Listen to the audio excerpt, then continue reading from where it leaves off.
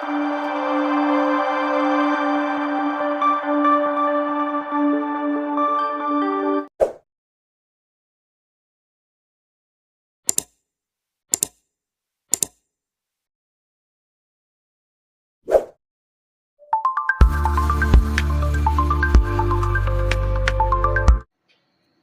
நாவல் பெருமையோடு வழங்கும் புத்தும் புது நாவல் வானில் பறந்த ஒற்றை பறவையவள். தினமும் ஒரு அத்தியாயம் வீதம் பதிவிடக்கூடிய இந்த நாவலில் இன்று நாம் கேட்க போகிறது நாவலோட 17வது அத்தியாயம். நாவலை முழுசாக கேளுங்க. நாவல் பற்றிய உங்களுடைய கருத்தை மறக்காமல் எனக்கு கமெண்டில் சொல்லுங்கள். நாவல் பிடிச்சிருந்தா லைக் பண்ணுங்கள், உங்களுக்கு தெரிஞ்சவங்களோட ஷேர் பண்ணுங்கள். வாங்க நாவலுக்குள்ளால போகலாம். இது வானில் பறந்த ஒற்றை பறவையவள் முழு நாவல், அத்தியாயம் 17. ஹாஸ்பிட்டலுக்குள் நுழைந்ததுமே கதிர் தேடுவதாக சுமதி வந்து சொல்ல, பணிக்கு போகாமலே அவன் கேபினுக்குள் நுழைந்தாள் காவியா. தேடுனியா கதிர்? இப்படி வந்து உட்காரு. இவன் என்ன சொல்ல போகிறான் என அவள் அவன் முகத்தை ஆர்வமாக பார்த்தவாறே வந்து அமர, அவளை ஒரு நொடி அமைதியாக ஆழமாக பார்த்தவன், நான் ரொம்ப நல்லாவே யோசிச்சு ஒரு முடிவுக்கு வந்திருக்கேன் காவியா. அதை பற்றி பேசதான் உன்னை வர சொன்னேன். சொல்லுங்க கதிர். சொல்கிறேன். எனக்கு தெரிஞ்சு நம்ம மேரேஜ் பற்றி அடுத்து உன் அம்மாட்ட பேச போகிற ஆள் நம்ம டீனாக இருந்தால் சரியாக இருக்கும்னு தோணுது. இத்தனை வருஷ பழக்கத்தில் உன் அம்மா ஒரு ஆளோட வார்த்தையை தட்டாமல் கேட்டதுன்னா அது நம்ம டீனோட பேச்ச மட்டும்தான். ஆமாம், கதிர் நினைக்கிறது சரிதான். அவரோட வார்த்தையை மட்டும்தான் அம்மா இதுவரை மறுத்து பேசியதே இல்லை. அவள் மனது பேசி ஓய்ந்த நேரம் முகம் சட்டென பிரகாசமாக, ஆமாம் கதிர், ஆமாம், நீ நீ நீ சொல்கிறது சரிதான். அம்மா இதுவரை அவர் பேச்சை மறுத்து பேசி நான் பார்த்ததே இல்லை. அதனால தான் நான் இன்று டியூட்டி முடிஞ்சதோ அவரை போய் பார்த்து பேசி நம்ம விஷயத்தை புரிய வச்சு உன் அம்மாட்ட அனுப்பலான்னு முடிவெடுத்திருக்கேன். அப்படியே செய். சரி, அதுக்கு முன்னால் எனக்கு ஒரு விஷயம் தெரியணும் காவியா. சொல்லுடா. உன் அம்மா பற்றி நீ என்கிட்ட எதுவும் மறைக்கலையே?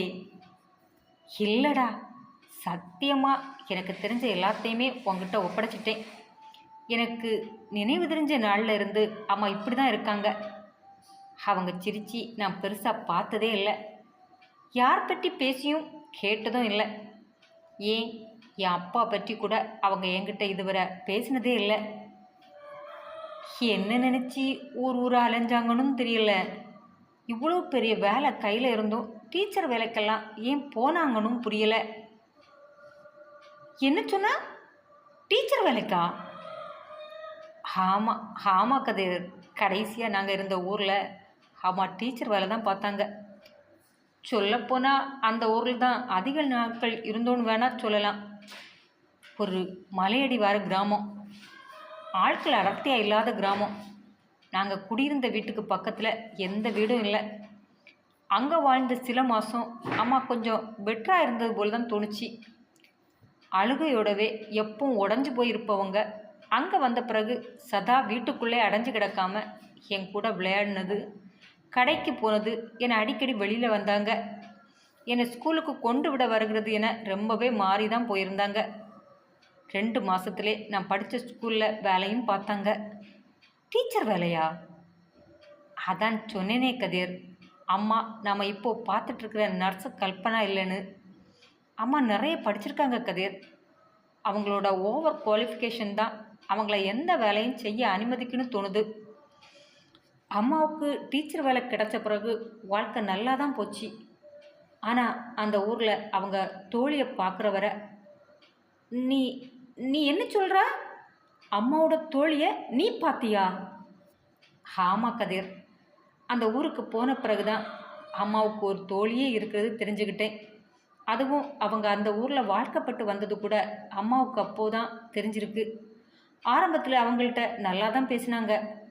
அவங்க அம்மாவை ரொம்ப வற்புறுத்தி தான் அவங்க வீட்டுக்கு கூட்டிகிட்டு போனாங்க. அவங்களோட மர வீட்டில் எங்களை தங்க வச்சாங்க. அந்த வீட்டில் ஒரு பாட்டி இருந்தாங்க. அவங்க என்னை ரொம்ப பாசமாக பார்த்துக்கிட்டாங்க. கூடவே அவங்களுக்கு ஒரு மகனும் இருந்தான். அவனுக்கு கூட என்னோட 1ஓ 2ஓ வயசு தான் குறைவா இருக்கும். ஆனால் பெரிய சண்டி. எப்போவும் எங்கள் 2 பேருக்குள்ளேயும் சண்டை தான் வரும். அப்போல்லாம் அவன் அம்மா தான் 2 பேர்கிட்டையும் பேசி சமரசம் செய்து வைப்பாங்க. அங்கே என் லைஃப் கொஞ்சம் அழகாக தான் போச்சு. அந்த வீட்டில் உள்ள எல்லாரும் எங்கள் மேலே ரொம்ப அன்பாக பாசமாக தான் இருந்தாங்க. ஆனால் என்ன நடந்துச்சுன்னு தெரியல. பழையபடி அம்மா சில பேக்கோட ஸ்கூலுக்கு அழுதுகிட்டே வந்தாங்க. அப்போவே தெரிஞ்சு போச்சு இன்று இந்த ஊரில் நான் தங்குற கடைசி நாள்னு. அதுபோல தான் நடந்துச்சு. வந்தவங்க நேராக என்னை கூட்டிகிட்டு ரயில் ஏறினாங்க. அப்புறம் ஒரு ஒற்றை அறையில் ஒரு 3 நாள் வாசம். அப்புறமா லண்டன் வருகை. அதன் பிறகு அம்மா அளவும் இல்லை, அறையில் முடங்கவும் இல்லை. அவங்க வாழ்நாள் எல்லாம் உழைச்சாங்க. என்னை டாக்டர் ஆக்கி அழகு பார்த்தாங்க. ஆனால் இது நாள் வேற யாரை பற்றியும் என்கிட்ட பேசினதில்லை. அதுபோல் இந்தியாவில் இருந்தது போல் இங்கே இருக்கவும் இல்லை. பல வருஷத்துக்கு அப்புறமா நான் பழைய அம்மாவை இப்போ தான் பார்க்குறேன் கதிர். சரி, அம்மா வாழ்க்கையில் ஏதோ கசப்பான சம்பவம் நடந்திருக்கு. அது அப்போது அவங்கள பாதிச்சும் இருக்குது. ஓகே, இப்போ என்னாச்சு? கதிர் யோசனையில் ஆழ்ந்து போக எனக்கும் அந்த சந்தேகம்தான் கதிர். பழையபடி மாற பழைய சம்பவம் காரணமா, இல்லை அந்த சம்பவத்தை ஞாபகப்படுத்தும் சம்பவம் ஏதாவது நடந்தா? எதுவும் தெரியல. ஆனால் அம்மா பற்றி எனக்கும் அவ்வளவுதான் தெரியும். ஏன் அவங்க யாரும் இல்லாத அனாதை போல வாழ்கிறாங்கன்னு எனக்கு தெரியல கதிர். என் அப்பா எங்கே? அவர் எங்கே இருக்காரா இல்லையா? அம்மா குடும்பம் எது? அவங்கள ஏன் இவங்க பிரிஞ்சாங்க? எனக்கு எதுவும் தெரியாது கதிர். எனக்கு நினைவு தெரிஞ்ச நாளில் இருந்து உறவுன்னு நான் பார்த்த ஒரே முகம் அம்மாவோட முகம்தான். ஆனால் அவங்க இதுவரை என்னை வேற யாரோட அன்புக்காகவும் ஏங்க வைக்கல. என்னை ரொம்ப நல்லாவே பார்த்துக்கிட்டாங்க. எனக்கு எல்லாமே கொடுத்தாங்க. ஆனால் இந்த கல்யாண விஷயத்துக்கு மட்டும் ஏன் இப்படி பேசுகிறாங்கன்னு எனக்கு புரியலை. நேற்றுல இருந்து நானும் யோசிச்சுட்டு மண்டை காஞ்சது தான் மிச்சம். வேற எதுவும் எனக்கு தோணலை. காவியா தலையை பிடித்து கொண்டு அமர்ந்து விட, தோணலைன்னா விடு, பார்த்துக்கலாம். என்ன, உன் அம்மாவோட அந்த ஆழ்ந்த மௌனத்திற்கான காரணம் தெரிஞ்சதுன்னா இந்த பிரச்சனையை டீல் பண்ண கொஞ்சம் ஈஸியாக இருக்கும். அது தெரியாத பட்சத்தில் நாம் டீன் வழி பேசி பார்க்குறது தான் நமக்கு நல்லது. சரி கதிர், சரி, உனக்கு தோன்றதை செய். நல்லது நடக்கணும், அவ்வளவுதான். அம்மா மனசும் காயப்படக்கூடாது, நீயும் காயப்படக்கூடாது. அப்படி எது நடந்தாலும் எனக்கு ஓகே தான். காவியா, ஒருவேளை நாம் விரும்பினது தெரிஞ்சிருக்குமா காவியா? நீ அவங்கள ஏமாற்றி என் கூட காஷ்மீர் வந்ததா நினைக்கிறாங்களோ? அந்த கோபந்தான் இப்படியெல்லாம் பேச வைக்குதா என்று கேட்டவனை பாவமாக பார்த்தவள், எனக்கு அதுவும் புரியல கதிர். என்னால் அம்மாவை புரிஞ்சிக்கவே முடியல. ஏன் இந்த மாதிரி ரியாக்ட் பண்ணுறாங்கன்னு கூட எனக்கு தெரியல கதிர். உங்ககிட்ட அம்மா ஏதாவது கேட்டாங்களா? ஐ மீன், நீ என் கூட காஷ்மீர் வந்தது பற்றி. இல்லை கதிர், அப்படி கேட்டாதான் அவங்க மனசு தெரிஞ்சிருக்குமே. எதுவும் அதை பற்றி பேசலை. என் முன்ன நார்மலாக இருக்கிறது போல நடிக்கிறாங்க. ஏன் நடிக்கிறாங்க, எதுக்கு நடிக்கிறாங்கன்னு தெரியல. ஒரே குழப்பமாக இருக்குது. அம்மா முன்னாலெல்லாம் அமைதியாக இருப்பாங்க தான், ஆனால் இப்படி இருந்ததே இல்லை. எனக்கு என்னமோ இந்த பிரச்சனை நாம் காஷ்மீர் போனதில் இருந்து தான் தொடங்கினாப்புல தெரியுது. அதான் நம்ம காதல் அவங்களுக்கு தெரிஞ்சிருக்குமோ, நான் அவங்கள ஏமாற்றி விட்டேன்னு நினைக்கிறாங்களோ, அதோட வெளிப்பாடு தான் இப்படியெல்லாம் ரியாக்ட் பண்ணுறாங்களோன்னு நானும் யோசிக்க தான் செய்தேன். இதில் நாமளாக ஒரு முடிவு எடுக்க வேணாம் காவியா. எது இருந்தாலும் ஃபேஸ் பண்ணி தான் ஆகணும். நிதானமாயிரு. டீன் பேசட்டும், அப்புறம் உண்மை தெரியும். பேசட்டும். அதுக்கு முன்னால் அம்மா மனசு எதனால் இப்படி மாற்றம் பெற்றதுன்னு தெரியணும் கதிர். உனக்கு உங்கள் அம்மா பற்றி முழுசாக தெரிஞ்ச யாரையாவது உனக்கு தெரியுமா? அது தெரிஞ்சாதான் அம்மாவோட மனநிலையை புரிஞ்சிக்க முடியும். இல்லை கதிர், எனக்கு யாரையும் தெரியாது. கடைசியாக இந்தியாவில் பார்த்த புஷ்பா ஆண்டி, புஷ்பா புஷ்பா புஷ்பா ஆண்டி என்றவள் மனதுள் எதுவோ தெளிவு பெற்றது போல கதிர் என கத்திவிட, என்ன என்ன காவியா? புஷ்பா ஆண்டி, புஷ்பா ஆண்டி போல தான் நம்ம ஹாஸ்பிட்டலுக்கு வந்திருக்கிற பெண்மணியும் இருக்காங்க கதிர். வயசானதால் கொஞ்சம் வித்தியாசமாக எனக்கு தோணுது. ஆனால் ஆனால் நிச்சயமாக அவங்க அவங்க என் அம்மாவோட தோழி புஷ்பா ஆண்டி போல தான் இருக்குது. நீ கூட என்கிட்ட சொன்னியே அவங்கள எங்கேயோ பார்த்த மாதிரி இருக்குன்னு. ஆமாம் ஆமாம் கதிர், இது இது அவங்க தான், அவங்களே தான். நம்ம நல்ல நேரம் காவியா, நமக்காக தான் இந்த நேரம் அவங்க நம்மளை தேடி வந்திருக்காங்கன்னு நினைக்கிறேன். நிச்சயம் அம்மாவுடைய மனசு அடி ஆழத்தில் அவங்களால தீர்க்க முடியாத கணக்கு ஒன்று இருக்குது. அதுதான் இவ்வளோ உயர்ந்த பதவியில் இருந்த அவங்கள முடங்க வச்சிருக்கணும். அந்த வழிதான் அவங்களோட சிரிப்பையே தொலைஞ்சு போக காரணமாக இருந்திருக்கணும். அதுதான் இப்போ உன் வாழ்க்கையில் நல்ல ஒரு முடிவு எடுக்க விடாமல் தடுத்து இப்படியெல்லாம் பேசி வச்சிருக்கு. இல்லைனா கல்பனா போன்ற கம்பீரமான பொண்ணு தன் மகள் திருமணத்துக்கு இப்படி பேச வாய்ப்பே இல்லை. அம்மா வாழ்க்கையில் என்னமோ ஒன்று இருக்குது. அது இத்தனை வருஷம் ஆகியும் அவங்களுக்குள்ள அழியாமல் இருக்குது, இல்லைன்னா அழிக்க முடியாமல் இருக்குது. அது அவங்க மனசை விட்டு அழிகிறது வரை நமக்கு நல்ல ஒரு முடிவு எட்டப்படுறது கிடையவே செய்யாது. முதல்ல நாம் அதை கண்டுபிடிக்கணும். அதுக்கு நிச்சயம் உன் அம்மாவோட இளமை கால தோழி நமக்கு உதவுவாங்கன்னு நினைக்கிறேன். நீ முதல்ல அவங்கள போய் பாரு. சரி சரிடா, பார்க்குறேன். பார்க்குறதுக்கு முன்னால் அட்ரஸை ஒரு முறை செக் பண்ணிக்க என்றதும் காவியாவும் தெளிவான மனநிலையோடு கதிர் அறையிலிருந்து வெளிப்பட்டு ரிசப்ஷனிஸ்டிடம் ஃபைலை வாங்கி அட்ரஸ் பார்த்த அவள் விழியும் முகமும் ஒரு நொடியில் பிரகாசமடைந்தது. உடனே கதிருக்கு தான் அடித்தாள். அவன் ஃபோனை எடுத்ததுமே உற்சாக மிகுதியில், அவங்களே தான் கதிர். அவரோட பெயர் கதிரேசேன்னு ஆப்ரேஷன் பண்ணும்போதே பார்த்தேன். நாங்கள் அங்கே இருந்தப்ப அவர் அங்கே இல்லை, வெளியூர் போயிருந்தாரு. அதனால தான் அவரை பார்த்தோம். பெருசாக எனக்கு அடையாளம் தெரியலை. புஷ்பா ஆண்டி அப்போது ஸ்லிம்மாக சூப்பராக இருப்பாங்க. இப்போது உடல் பருமனால் என்னால் கண்டுபிடிக்க முடியாமல் போச்சு. புஷ்பா ஆண்டிக்கு நிச்சயம் அம்மா பற்றி தெரிஞ்சிருக்கும். அவங்கள்ட்ட கேட்டால் நிச்சயம் அம்மாவோட இறந்த காலம் நமக்கு தெரிஞ்சிடும். நல்லது, டைம் கிடைக்கும்போது அவங்கள்ட்ட பேசி எப்படியாவது உண்மையை தெரிஞ்சுக்க பாரு.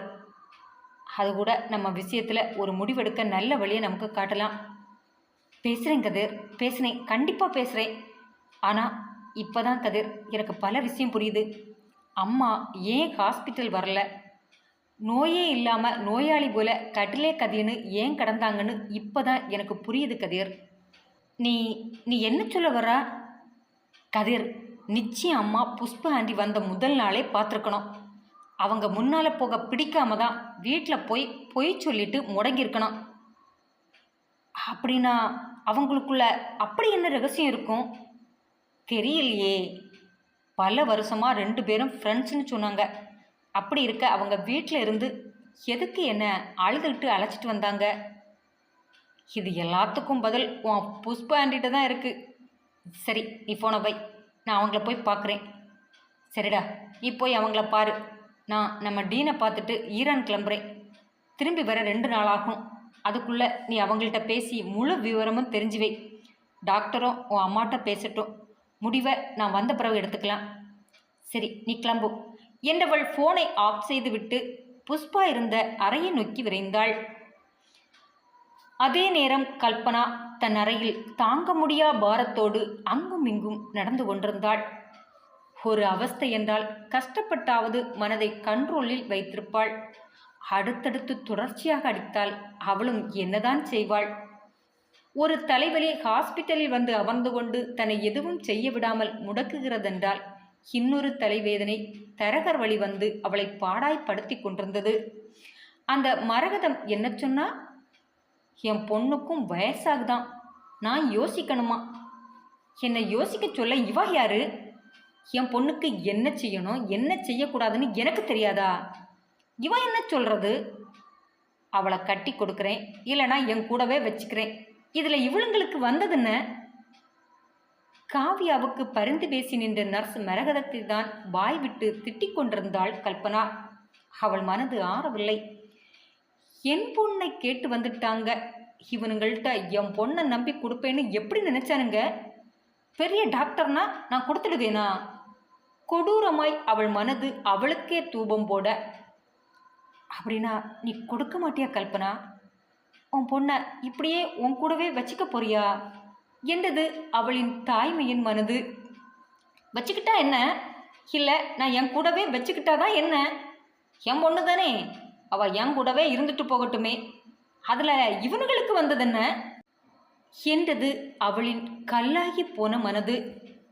கல்பனாவின் மனம் வேதனைத்தது போல மாறி மாறி பேசி பேசி தன்னையே சமாதானப்படுத்த கல்பனா போராடி தோற்றுக்கொண்டே இருந்த நேரம் முன்னால் நின்ற காவியாவை என்ன சொன்னீங்க பார்த்து கொண்டிருந்தாள் புஷ்பா. நீங்க இப்போ என்ன சொன்னீங்க? நீங்க நீங்க என் கல்பனாவோட பொண்ணா? என்னோட தோழி கல்பனா பெற்றெடுத்த முத்தா? நம்ப முடியாமல் அதிர்வின் உச்சத்தில் இருந்தாலும் ஏக்கத்தோடு அவள் இரு கையையும் அழுந்த பிடித்து நெகிழ்வோடு கேட்டாள் புஷ்பா. ஆமாண்டி, ஆமா, நான் உங்க தோழி கல்பனாவோட மகாதான்.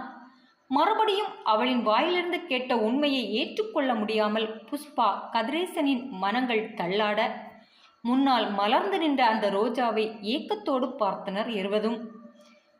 சின்ன பொண்ணா பார்த்தது இப்போ எம்புட்டு வளர்ந்துட்டா, அடையாளமே தெரியல. எப்படிடா இருக்கீங்க? அம்மா எப்படி இருக்காங்க? நீங்க எப்படி இருக்கீங்க? நீங்க ரெண்டு பேரும் இங்கே எப்படி? பல நாள் தேடனின் வலியோடு புஷ்பா கேட்க, உங்க ஊர்ல இருந்து கிளம்பின பிறகு ஒரு 2 நாள் தான் அம்மா இந்தியாவில் இருந்தாங்க ஆண்டி. அப்புறம் லண்டன் கூட்டிகிட்டு வந்துட்டாங்க. இங்கே வந்து இந்த ஹாஸ்பிட்டலில் தான் நர்ஸாக ஒர்க் பண்ணுறாங்க. நர்ஸா? கல்பனாவா? ஆற்ற மாட்டாமல் கதிரேசன் தான் கேட்டான். ஆமாம் ஆமாங்கள், அம்மா நர்ஸாக தான் பல வருஷமாக ஒர்க் பண்ணுறாங்க. பார்த்தீங்களா என் தோழியை நீங்கள் பார்த்தீங்களா? நர்ஸாக இருந்து அவளோட மகளை டாக்டர் ஆக்கியிருக்கா. அதுவும் உலகத்து மூல முடுக்கெல்லாம் இருந்து நோயாளிகள் தேடி வருகிற அளவு அவளை பக்குவமான டாக்டராக உயர்த்தியிருக்கா. புஷ்பா கண்ணீர் மல்கச் சொல்ல கதிரேசனும் ஆமோதிப்பாய் தலையசைத்தார். ஆனால் அவர் மனவலி அவர் கண்களை கலங்க வைத்துவிட காவியாவை வலியோடு நிமிர்ந்து பார்த்தார். கடைசியாய் தன் வீட்டில் இந்த குழந்தையை பாவாடை சட்டையில் பார்த்தது. என்னம்மா வளர்ந்துடுச்சு. கல்பனா வைராக்கியக்காரிதான். இத்தனை வருஷம் எங்கே இருக்கிறான்னு அறிந்து கொள்ள முடியாத அளவு ஒதுங்கி வந்து பொண்ணை இப்படி வளர்த்து விட்டிருக்காளே. நிமிர்ந்து காவியாவை பார்த்தான் கதிரேசன். அவனை அறியாமல் அழுகை பொங்கி கொண்டு வந்தது புஷ்பாவுக்கும் தான். கல்பனா நெஞ்செழுத்தக்காரி என்று அவளுக்கும் தெரியும். ஆனால் இந்த அளவு அழுத்தக்காரி என அவள் நினைக்கவே இல்லை. எத்தனை வருடம் இவளை பற்றிய வழியிலேயே நாட்களை கடத்தியிருக்கிறாள் புஷ்பா. யாராவது எங்காவது பார்த்தேன் என்று சொல்லிவிட மாட்டார்களா என எத்தனை பேரிடம் விசாரித்திருக்கிறாள். ஒருமுறை அவளின் அப்பாவை தேடிக்கொண்டு போய் விசாரித்தும் இவளை பற்றி அறிய முடியாமல் நொந்து வந்தவள் அல்லவா இவள். இப்படி நாடு விட்டு நாடு வந்தவளை ஊரில் தேடினால் கிடைப்பாளா? வாழ்வில் புஷ்பா காண ஆசை கொண்டு தேடிய ஒரே உறவு கல்பனா அல்லவா? எண்ணங்கள் அவளை எங்கெங்கோ இட்டு செல்ல பெருமூச்சு ஒன்றை விட்டவள். சாகிறதுக்கு முன்னால் ஒரு முறை உன் அம்மாவை பார்த்துடணும்னு நான் வேண்டாத நாள் இல்லை. அதான் கடவுள் இவருக்கு நோயை கொடுத்து என்னை இங்கே அழைச்சிட்டு வந்திருக்காருன்னு இப்போ நினைக்க தோணுது. கணவரை ஒருமுறை திரும்பி பார்த்து உள்ளம் நிறைந்து பேசும் அந்த பெண்மணியை பார்க்க பார்க்க காவியாவின் நெஞ்சம் குழம்ப ஆரம்பித்தது. என்ன இது, இவங்க அம்மா மேலே இவ்வளவு அன்பு வச்சிருக்காங்க. அப்படி இருக்கும்போது இவங்கள பார்த்து எதுக்கு அம்மா பதுங்கணும்? கேள்வியால் காவியா நெஞ்சம் துளைத்த போது, அது ஒரு வசந்த காலம், என்னால் மறக்கவே முடியாத நாட்கள் காவியம்மா. உன் அம்மாவும் நானும் சேரணும்னு விதி.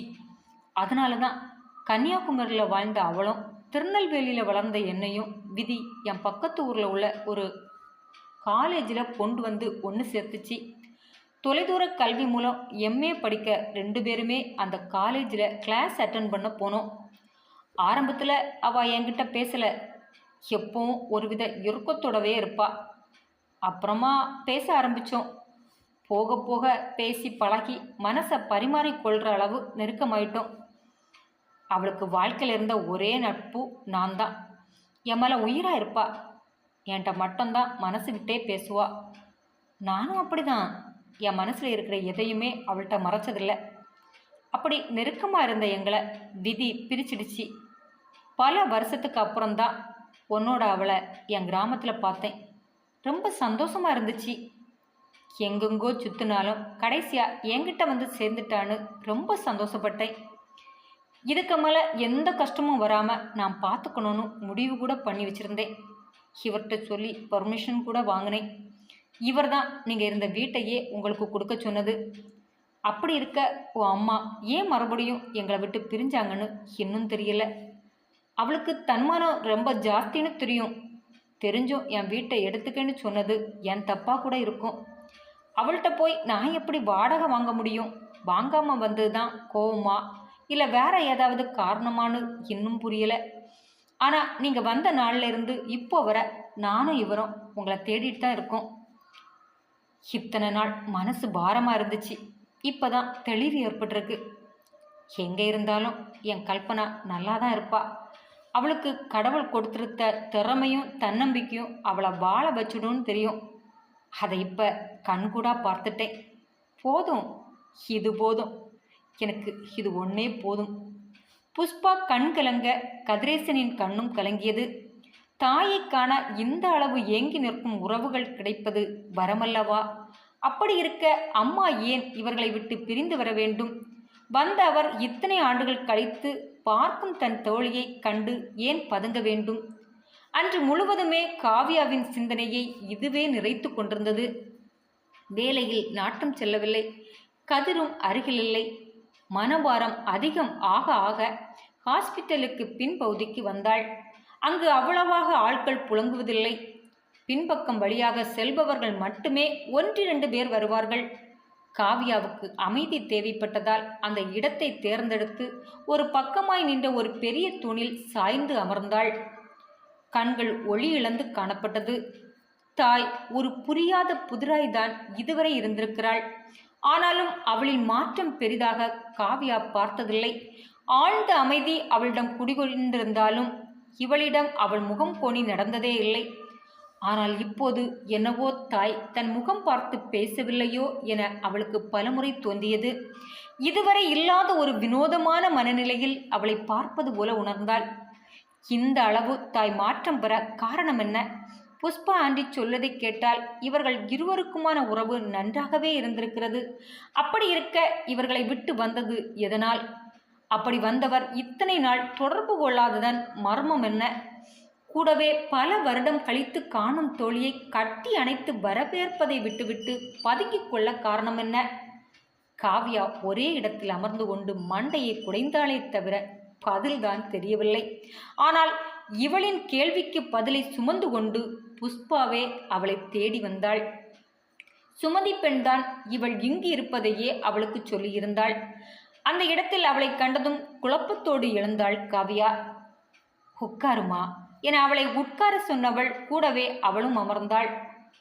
காவ்யா, எனக்கு உன் அம்மாவை பார்க்கணும் கண்ணு. என்னை உன் வீட்டுக்கு கூட்டிகிட்டு போறியா?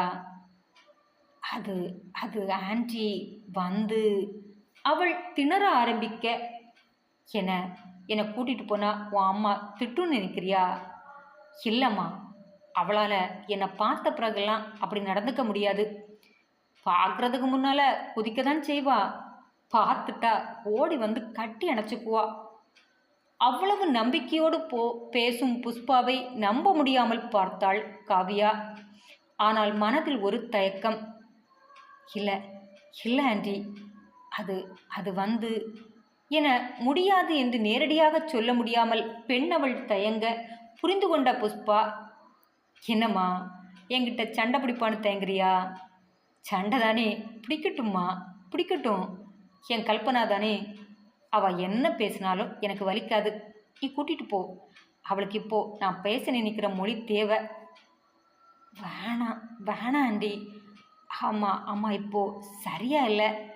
இப்போ போனால் என்னை தயக்கத்தோடு நிறுத்தியவளை பயத்தோடு நோக்கியவள் சரியில்லையா? அவளுக்கு அவளுக்கு என்னாச்சு? பதறிய புஷ்பாவை வார்த்தையால் அடக்கியவள், அம்மாவுக்கு எதுவும் இல்லை ஆண்டி. ஆனால் உங்களை உங்களை பார்க்க பிடிக்காம தான் ஓடி ஒளிகிறாங்க. அப்படி இருக்க உங்களை எப்படி கூட்டிகிட்டு போக முடியும்? ஓடி ஒளியிறாங்களா?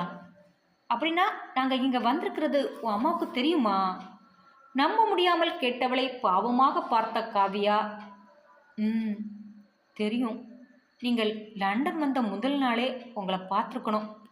அதனால தான் இத்தனை வருஷம் ஒரு நாள் கூட லீவ் எடுக்காத அவங்க இப்போ ஒரு வாரமாகியும் வேலைக்கு வராமல் இருக்காங்க. அப்படின்னா என் கல்பனா இன்னும் என்னை ஏற்றுக்க ரெடியா இல்லையா? நான் என்னடா பாவம் பண்ணேன்? என்ன ஏண்டா உன் அம்மா தண்டிக்கிறாங்க? உன்னை பார்த்ததும் எவ்வளோ சந்தோஷத்தோட ஓடி வந்தேன் தெரியுமா? என்னை ஏன் உன் அம்மா தண்டிக்க பார்க்குறான்னு தான் எனக்கு இன்னும் புரியலை. புஷ்பா மொத்தமாய் உடைந்து போய் பேச, இல்லை ஆண்டி, அம்மாவை தப்பாக நினைக்காதுங்க. அம்மா அதிகமாக பேசி நான் பார்த்த ஒரே ஆள் நீங்கள் தான். உங்களை சந்திக்கிறது முன்னால் அம்மா உங்கள் அளவு யார்கிட்டையும் நெருங்கினதையும் நான் பார்த்ததில்ல. அதுக்கு பிறகும் பார்த்ததில்ல. அம்மா வாழ்க்கையில் உங்களை ரொம்ப நேசித்தாங்கங்கிறத உங்கள் ஊருக்கு வந்தப்பவே தெரிஞ்சிட்டேன் ஆண்டி. அப்படி இருந்த உங்களை பார்த்து அம்மா ஒதுங்க ஏதோ காரணம் இருக்குது. ஒருவேளை பழைய விஷயம் எதையோ அம்மா மறக்க நினைக்கிறாங்களோன்னு தோணுது. அதை ஞாபகப்படுத்துகிற உங்களை பார்க்க விரும்பாமல் விளங்குறாங்களோன்னு தோணுது. இருக்கும் இருக்கும். இப்போ நீ சொன்னியே, அது நிஜமாக இருக்கும். அவளுக்கும் எனக்குமான சில விஷயங்கள் கசப்பு நிறைந்தது தான். அதை மறக்கக்கூட அவள் என்னை விட்டு ஓடலாம். அப்படின்னா கல்பனா இன்னும் பழையதை மறக்கலையா? இத்தனை வருஷமாகியும் அது அவளுக்குள்ள ரணமாக தான் இருக்குல்ல? இருக்கும் இருக்கும். எப்படி மறக்க முடியும்? பட்ட அடி அப்படி இல்லையா? அதை எந்த பொண்ணாலையும் மறந்து போக முடியாது தான். என்ன சொல்கிறீங்க ஆண்டி? அம்மா வாழ்க்கையில் அப்படி என்ன நடந்துச்சு? ஏன் ஏன் அம்மா இப்படி இருக்காங்க? படபடப்போடு கேட்ட காவியாவை நெகிழ்வோடு பார்த்த புஷ்பா, அது அது ஒரு பெரிய கதைம்மா. அதை இப்போ சொன்னால் உனக்கு புரியாது. அதை விடு. நீ எப்படியாவது ஒரு முறை என்னை உன் அம்மாவுக்கு முன்னால் கொண்டு போய் நிறுத்திடு. உன் அம்மாவை நான் மாற்றி காட்டுறேன். உங்களால் முடியுமா ஆண்டி? என்னால் மட்டும்தான் முடியும். அதுக்கு பயந்து தானே அவள் என்னை பார்த்து பதுங்கிறது. நீ நீ என்னை ஒரு முறை உன் அம்மாட்ட கூட்டிகிட்டு போ. எனக்கு அவளை கண்டிப்பாக ஒரு முறை பார்க்கணும். இதுக்கு மேலே பார்க்க வாய்ப்பு கிடைக்குதோ இல்லையோ, அவள் என்ன பேசினாலும் பரவாயில்ல, நான் பார்த்துட்டு தான் இங்கேருந்து கிளம்புவேன். இல்லை இல்லை ஆண்டி, அவங்க நார்மலாக இருந்தால் கூட கூட்டிகிட்டு போயிருப்பேன். இப்போது அம்மா நிச்சயம் உங்கள்கிட்ட தப்பாக தான் ரியாக்ட் பண்ணுவாங்க. பண்ணட்டும்டா. அவள் என்கிட்ட பண்ணாமல் வேறு யார்கிட்ட தான் வழியை காட்ட முடியும்? என்கிட்ட மட்டும்தான் அவள் நடிக்காமல் பேச முடியும். என்கிட்ட மட்டும்தான் தன்னோட ஆதங்கத்தை கொட்ட முடியும். இத்தனை வருஷம் போயும் அவள் இப்போவும் என்னை கண்டு பதுங்குறானா, நிச்சயம் இன்னும் அந்த வலி அவளுக்குள்ள உயிர் போட தான் இருக்குது. அதை அப்படியே விட்டா அவள் மட்டும் இல்லை, ஒன்னாலையும் சந்தோஷமாக வாழ முடியாது. அந்த வலி இருக்கிறது வரை அவள் ஒன்னையும் வாழ விட மாட்டா. என்ன சொல்கிறீங்க ஆண்டி? நீ நீ ஏன் இன்னும் கல்யாணம் பண்ணிக்கல காவியா? சட்டன புஷ்பா இப்படி கேட்டதும் பதில் பேச முடியாமல் திணறிய காவியா இயலாமையோடு அவளை பார்க்க, ஓ அம்மா இதுவரை உன்னை கட்டி கொடுக்கறத பற்றி பேசல தானே ஆண்டி? மொத்தமாய் அதிர்ந்து போய் விழி அகலாமல் அவளை பார்த்த காவியா பேச வார்த்தையின்றி வாயெடுத்து போய் நிற்க, எனக்கு தெரியும் காவியா, உன் அம்மா உன்னை அந்த பந்தத்துக்குள்ளே இணைக்க எந்த முயற்சியும் எடுத்திருக்க மாட்டா. ஏன் யாராவது உன்னை நெருங்கி வந்தால் அவங்கள சும்மா விட்டுருக்கவும் மாட்டா. சரிதானே? நடந்ததை நேரில் பார்த்தது போல் சொன்ன புஷ்பாவை விழி அகலாமல் வாயெடுத்து போய் பார்த்து நின்றாள் காவியா. அத்தியாயம் தொடரும். என்ன ஃப்ரெண்ட்ஸ், நாவலுடைய தொடர்ச்சி எப்படி இருந்தது, உங்களுக்கு பிடிச்சதா அமைஞ்சிருந்ததா என்கிறத மறக்காமல் எனக்கு கமெண்டில் சொல்லிட்டு போங்க. என்னுடைய வார்த்தைக்கு மதிப்பு கொடுத்து என்னுடைய நாவலில் ஒவ்வொரு நாளும் கமெண்ட் எழுதி லைக் போட்டு என்னை உற்சாகப்படுத்திய அத்தனை தோழர்களுக்கும் தோழிகளுக்கும் என்னுடைய மனப்பூர்வமான நன்றிகள். மீண்டும் நாளைக்கு இந்த நாவலின் அடுத்த பகுதியோடு உங்களை சந்திக்கும் வரை உங்களிடமிருந்து விடைபெறுவது உங்கள் செல்வம்.